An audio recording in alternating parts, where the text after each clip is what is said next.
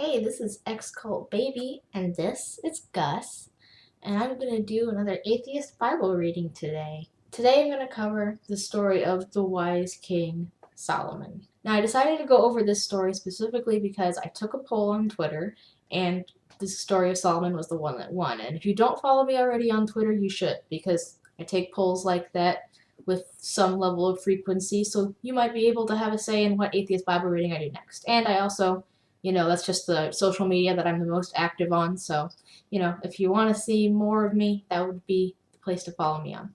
Another big announcement, if you missed it last week, I was on the Non-Sex show, the Non Sequitur show, for those of you that aren't in the know. You should definitely check out their YouTube channel. It's great.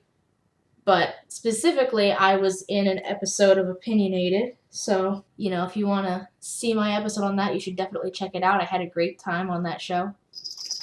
The link for that video will be in the description as well. Alright, with all those announcements out of the way, let's get into the story. So if you'll recall, a while back I did an Atheist Bible reading episode about a woman named Abigail. And at the end of the story, she ended up married to King David. So I'm going to cover more on David pretty soon, maybe an episode or two specifically about David's life, but that'll be later on. But for now, what you need to know is David took another wife named Bathsheba, and she had a son named Solomon. And Solomon is the son that David declares to be the next king after he dies. So fast forward a few years, Solomon is king, and he offers 1,000 burnt offering sacrifices to the God of Israel. And the God of Israel likes the dead animals so much that he goes to Solomon in a dream and offers him whatever he wants. So Solomon asks for an obedient heart and good judgment, which, if you ask me, are two very opposing qualities. Because, to be completely honest, if you want to be obedient to the God of the Bible 100% of the time, you're just going to have to throw good judgment out the window every now and then. And God is like, you know what? That is a fucking fantastic thing to ask for. And because it's so great and you're just such a cool guy, I'm going to throw in riches and glory too. So there you go. So a little while later, these two prostitutes come before King Solomon. And one of them is like, okay, so we live in the same house and we both had sons. We both gave birth to them about 3 days apart. Then last night, this dumbass bitch over here rolls over on her son and kills him in his sleep. So then, instead of accepting her lot in life and that she's probably a negligent parent, she switches out her baby for my baby while I'm sleeping. And when I wake up and I'm like, oh my god, my baby's dead. But then I look at him and I'm like, that's not even my baby. So this bitch switched the babies. And the other lady is like, no, this bitch switched the babies. Her baby is dead and mine is alive. So Solomon thinks about it for a bit, and the best solution that he can come up with is cut the baby in half, and each woman gets half a dead baby. Problem solved. And the woman who spoke first, who is actually the mother, is like, fuck no. Just give the fucking baby to her if that's what you're gonna do, if that's your fucking solution. And the other woman's like, nope, go ahead and cut the baby in half. I'd rather have half a dead baby than a whole live one. And Solomon is like, well, clearly prostitute number one is the real mother, because she'd rather give this baby away than have him cut in half. First of all, what kind of person thinks that this is a good way of determining who the real mother is? Because he's betting on the fact that the woman who isn't really the mother would rather have half a dead baby than no baby at all, which makes no sense, because either way, she gets no baby. In reality, no sane and reasonable person would be okay with this supposed compromise. She went and stole the other woman's baby because she wanted a living, breathing baby son, and hers was dead. So if Solomon kills this baby, she will still not get what she wanted.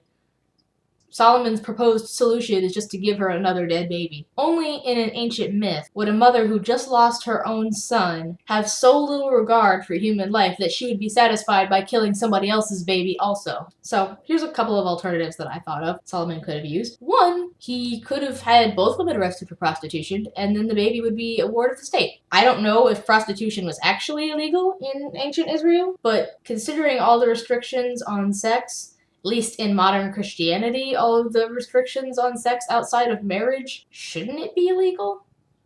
And two, he could have just prayed for God to reveal it to him. I mean, if God has already expressed that he favors Solomon, then why couldn't he just pray for him to reveal it? I feel like a miraculous revelation would be just as good as this deadly guessing game. I mean, and I would say deadly, because if both women still maintained that they were the mother, what would have happened to the baby? Would they really have just fucking cut him in half?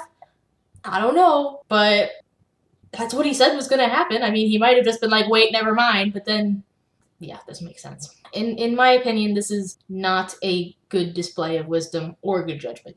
Anyways, the Bible goes on about how rich and prosperous and wise Solomon is, and how the whole nation is prosperous and rich while Solomon is ruling. Thing is, though, Solomon's prosperity extends to his women as well, because the dude has 700 wives and 300 concubines, aka sex slaves. Isn't it ironic that so many Christians believe that the gays are ruining the sanctity of marriage when they hold up Solomon of all people as a role model? So anyways, these 1,000 women were not Israelites, but foreign women from the surrounding nations who served other gods. God had strictly forbidden the Israelites from taking women from other lands for exactly this reason, that they would bring false worship into the land. That was the idea anyways. So apparently, the wisdom and obedience that Solomon supposedly was given by God did not extend to his personal life, because he's pretty much done the exact thing that would obviously be his downfall. Despite all this, apparently God is not offended by him having so many foreign wives, because, you know, his reign is prosperous. Well, until he finally slips up. What finally crossed the line for God when he decided to punish Solomon was when Solomon started worshiping other gods because of his wives. He built altars for Chemosh, a god of Moab, and Molech, a god of the Ammonite. There was actually a very recent video done by a different YouTube channel. I think it's Ocean Keltoy, I think. He's a polytheist, and he did a really interesting video about how the god Chemosh pretty much defeating the god of the Bible. And it's a really good video. I'll leave a link to it in the description. It was really entertaining and interesting. But anyways, God's like, look, Solomon, I can turn a blind eye to your 1,000-woman harem, but seriously, not worshiping me exclusively? Really? No, no, no. Can't have that. So God makes plans to divide up Solomon's kingdom so that he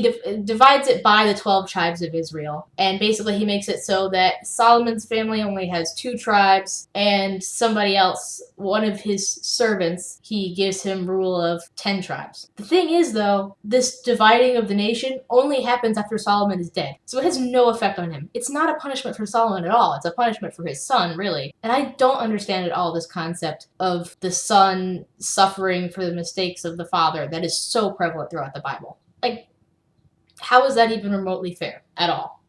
Anyways, that's it for this video. If you enjoyed this video, give it a like, leave a comment, and please, most importantly, share it. I upload new videos every Thursday, so subscribe if you want to get notified when a new video comes out. I'm XCultBaby, reminding you to go free yourself. Thank you for watching.